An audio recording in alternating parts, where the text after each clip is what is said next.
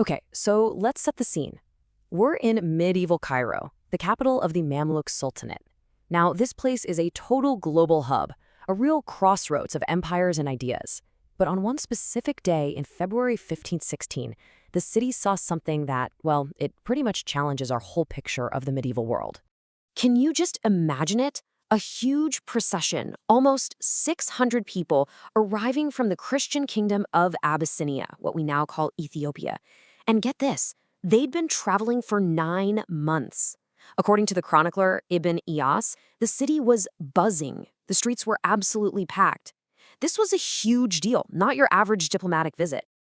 So that's the big question, right? Why go through all that trouble? Why on earth would the Christian king of Abyssinia send such a massive delegation on this epic 9-month trek to see the powerful Muslim sultan in Cairo?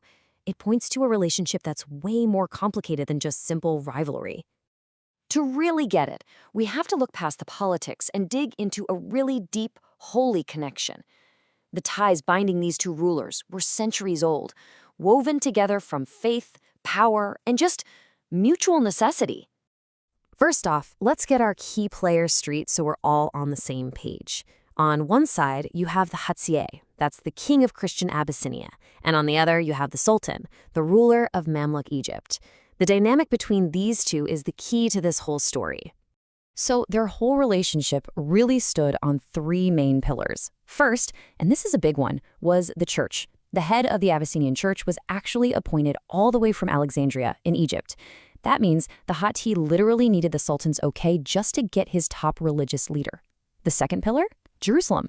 The holy city was controlled by the Mamluks, so if the Ḥaṭī wanted to make sure his monks and pilgrims were safe and had access, he had to go through the Sultan. And third, and this is fascinating, they had this system of mutual protection. The Ḥaṭī would stand up for Coptic Christians in Egypt, and in return, the Sultan would look out for Muslims living in Abyssinia. It was this really delicate, high-stakes balancing act. So we know the why, but what about the who? I mean, who were the people actually trusted to carry these incredibly sensitive messages back and forth? Well, the answer shows just how sophisticated this whole operation really was. You see, the Abyssinians didn't just send one guy. They sent what you could call a diplomatic duo. First, you'd have the Abyssinian dignitary, a nobleman, the official voice of the king. But, and this is the crucial part, he was always accompanied by a Muslim merchant. This merchant acted as the official spokesman and interpreter. He'd confirm the dignitary's message in perfect Arabic, bridging that whole cultural and language gap. This little system built a ton of trust, and it also helped grease the wheels of trade, since these merchants were often deep in the Red Sea business, which included things like the slave trade. And let's be clear, this wasn't just a random arrangement. It was a really smart, highly sophisticated diplomatic strategy. It made sure nothing got lost in translation, and it showed they really understood how to play the game in the Mamluk court. It was all about respect, clarity, and, getting things done. So how did this all work on a day-to-day level? What were the actual nuts and bolts of this medieval diplomacy? Well, it came down to a wild mix of incredible gifts, shared risks, and surprisingly detailed paperwork. Yeah, the currency here wasn't just words. Gifts were absolutely essential. We're talking gold, amazing artifacts, and very valuable slaves and eunuchs. And remember that merchant guy? He would often haul his own merchandise, like slaves he was planning to sell, right alongside the king's official gift. They'd share the costs and the dangers of the journey. But honestly, the most surprising part might be the record keeping. Both the Sultan and the Ḥaṭī kept these incredibly detailed archives of every single interaction. To really get how important these gifts were, you need a little perspective. Back in the early 14th century, one Ḥaṭī sent a gift to the Sultan that was valued at an unbelievable 100,000 dinars. That was the gold standard, a legendary show of wealth and respect. Okay, now hold that number in your head, and let's go back to that massive embassy from 1516. The value of their gift? A measly 5,000 dinars. The Sultan, Al-Ghawri, was so insulted that he immediately told his staff to go pull the old files from the archives just to check the records and confirm how pathetic this gift really was compared to past ones.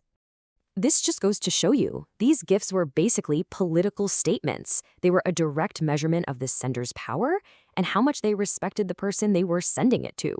A great gift made the alliance stronger, but a cheap one, like that one in 1516, could cause some serious damage. And speaking of archives, you have to hear this story. It's incredible.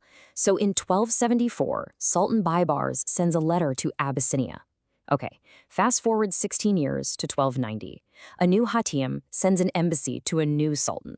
And what do they bring with them? They present the court with the original letter from 1274, perfectly preserved. It had been kept safe in the Abyssinian royal archives for over a decade and a half. I mean, what a powerful statement about commitment and continuity.